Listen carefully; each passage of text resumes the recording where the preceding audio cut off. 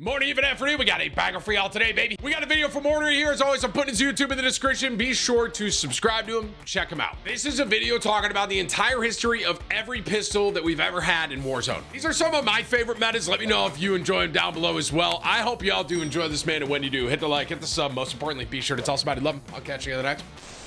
Pistols have had their fair share of spotlight in the Warzone meta, sometimes being super broken and game-breaking, and others acting as a viable off-meta option. There's way more than you remember, so today I want to share with you the entire history of pistols in Warzone. Now that overkill is built into everyone's creative class, it's kind of forgettable that you would even use a pistol in the first place, but trust me, there's a lot of times where a pistol was your best option in the entire game. Go ahead and comment your favorite pistol in Warzone as we... Oh, those are the ones that I just started using in Warzone.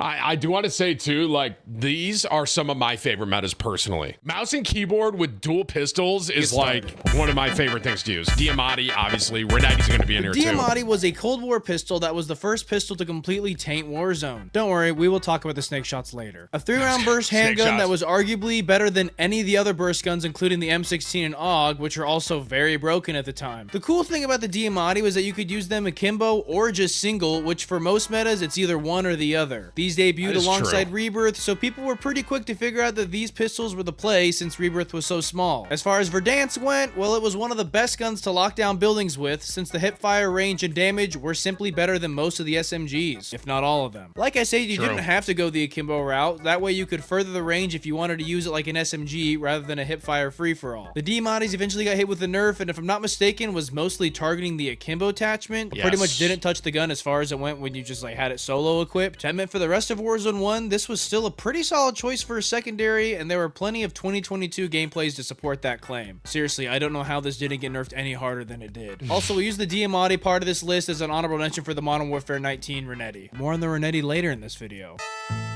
Wow, I forgot about these Psychovs. Similarly to the DMTI, the Psychov excelled in both akimbo and single use. The main difference here was that it was fully automatic and also supported a whopping 80-round drum magazine, which was more than any SMG at the time. On top of being fully automatic and the monkey bollocks drum support, it also had not only a better TTK than any SMG, but better mobility as well. This made it objectively the best close-range gun you could use, and that being a handgun was actually a pretty important for Warzone 1 since you didn't have to run overkill. Keep in mind, the second perk slot was arguably the best slot at the time, so now you just had one more advantage over the competition. The akimbo Psychovs with the 80 rounders gave flashbacks of Modern Warfare 2 G18 since you seriously had so much forgiveness with all these rounds. However, the single-use Psychov may have been the better option because of its lack of recoil, crazy mobility, and insane accuracy, letting it dumpster on guns like the MP5. Oh,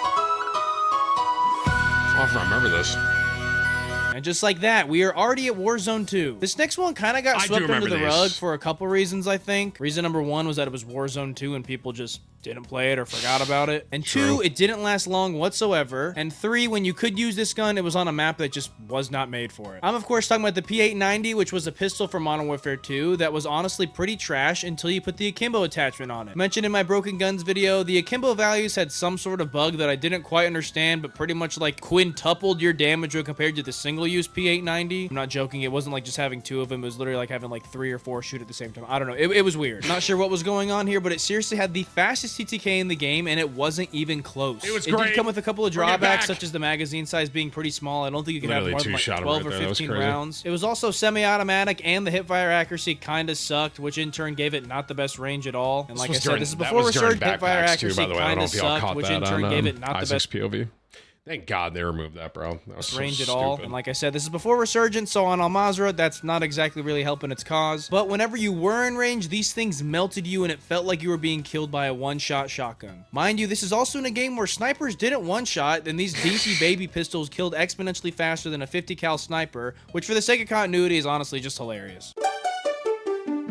The X13 was basically a fully automatic Glock, which pays homage to the infamous G18 from Modern Warfare 2 we were just talking about with the Psychov. Now, the same concept is going on here, but it was not near as good as its predecessor. Pretty much only viable when you dual-wield them. It supported a 50-round drum magazine, so double monkey nuts with the super fast fire rate, and you had a pretty solid close-range getup. The hipfire accuracy wasn't the best, so once again, you had to be nearly point blank for this to work, and this is also before Warzone 2 had Resurgence, so got overshadowed for that reason as well. Also, the raw damage output wasn't anything special, so I would for sure consider it one of the weaker spots on this list, but definitely a lot of fun to be had with them. There also would be an alternate option for a single-wheeled build, and that was with the impact barrel, which kind of acted as a conversion kit for Modern Warfare 3, turning this thing into like a compact SMG. Similar story here, still nothing to write home about, but definitely a fun alternative since the movement was insane.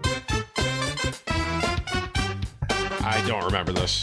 This was added towards the end of Warzone 2, but more importantly, while Vondel was at the peak of its hype. The reason this is important is because this was a map where you often found yourself in water, and as you know, handguns are fully functional underwater. But when you introduce a brand new fully automatic pistol that is above average in its class, it birthed a new type of player that would find any excuse to swim and beat anyone in a gunfight because they had much more firepower. Also, keep in mind that in Warzone 2, you didn't automatically have a pistol at your disposal like you do in Warzone 3. So yeah, if you found yourself in the water against anyone with the siege, you just lost. Also, at first, I'm pretty sure there was no support for akimbo, which they would eventually add later on in the game, which you would think would be pretty broken, but actually wasn't at all somehow, so that was nice, I guess. Anyways, eventually the siege would just get nerfed and now is probably one of the worst pistols you can use in the game. I wonder if he's gonna do like the entirety of all the snake shots. If you haven't noticed by now, I haven't talked about the snake shots yet, and that's solely because I have talked about them in several of my videos. So I'm going to describe the snake shots through the videos I mentioned them in as a shameless plug. For starters, they were broken. They were also hated. They were part of the meta 3 separate times. They were a shotgun. And now we're talking about them because they're a pistol. If you've been an OG on this channel, you probably know by now that they're just ridiculous, and the fact that they've been brought back so many times, whether it's on purpose or on accident, is just completely inexcusable. They'll probably be brought back again with them along the way. Anyways, back to the video. It'll probably come back.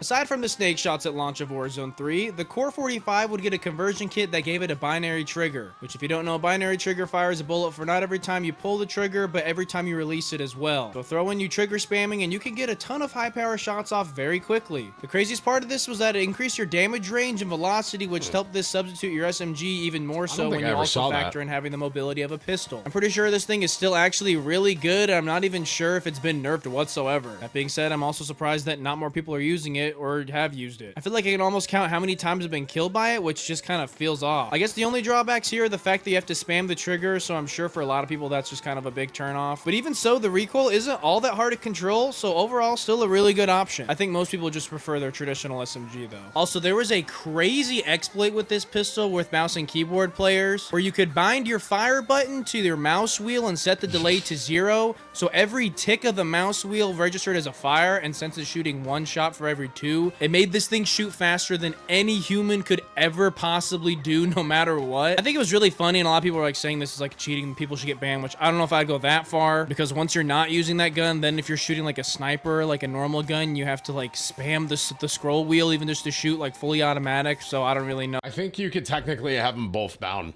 Just for the record, Ornery. I think you could bind left click and you could bind the scroll. Oh, like how practical it really is. Definitely one of the funniest things I've ever seen in Warzone.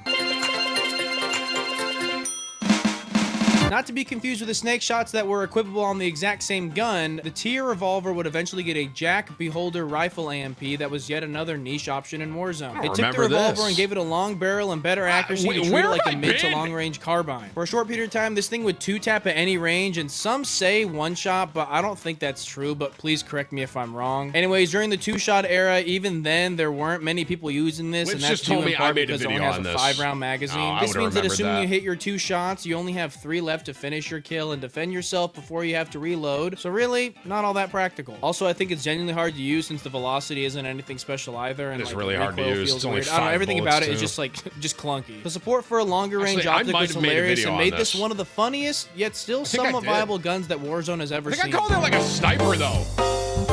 I think. So now we're back to a pistol that was introduced in Warzone 1, but would make a return in Modern Warfare 3 and was honestly pretty mid at best, but that would all change once the Jack Carbine AMP made an appearance. This was seriously one of the most broken pistols that we have ever seen in Call of Duty. With a TTK leaps and bounds higher than any other SMG at the time, we had a very unstable state of Warzone to coincide with the launch of Rebirth Island. Seriously, you had insane mobility, fast ADS, immediate sprint to fire, no recoil, and damage on par with a shotgun. Crazy. But being honest, this is one of my favorite metas metas just because you could win fights that you had no business to win. You could seriously push any building with maximum confidence because of how little shots you needed to land to get a kill. This would get nerfed, I kid you not, within a week of it entering the meta, so it didn't last long whatsoever, but made for a lot of fun times. Another fun fact is that Nixta currently holds the kill record on Rebirth Island using this gun. This is the one I just found out about recently that I love. Now, me personally, I totally thought the WSP Stinger was an SMG up until making this video. Well, turns out it is definitely a handgun. The akimbo WSP Stingers are still pretty dang good as of me making this video. I don't think they've been touched at all. And it's honestly a akimbo machine pistol done right, since it excels in a couple of categories instead of all of them like a lot of guns on this list. For starters, it only supports a 32 round magazine, so you'll struggle to get more than 1, maybe 2 kills if you're lucky. I mean, seriously, pretty much every other gun on this list has at least like a 50 round magazine, and the Psychov having 80 is just like crazy. The damage is nasty, the fire rate is moderate, and the range was terrible, which made this a very well-rounded option, but definitely not a super meta play by any means. I'm pretty sure it has the highest TTK in the game right now, but I kid you not, that is at like point blank range, which is how it should be, because outside of like 8 meters, you're pretty much screwed, not only because the damage fall off, but also because the hip fire is so bad that you just won't hit your shots. True. But that is the entire history of pistols within Warzone. I'll be honest, I think I covered just about every pistol there is worth talking about in Warzone, but if you think I missed something, please let me know down below. Also, comment your favorite pistol in Warzone. Check out some of my other Warzone videos. Join my Discord if you're feeling crazy. And if you liked, leave a like. If you didn't, leave a dislike. And thank you so much for watching. Good video, Ornery. I love pistol secondaries, by the way. Those are like some of my favorite things to run around with, especially when you could use it, like he said, to get the perk in Warzone 1. It was like your most valuable perk with overkill. It was so god tier, bro.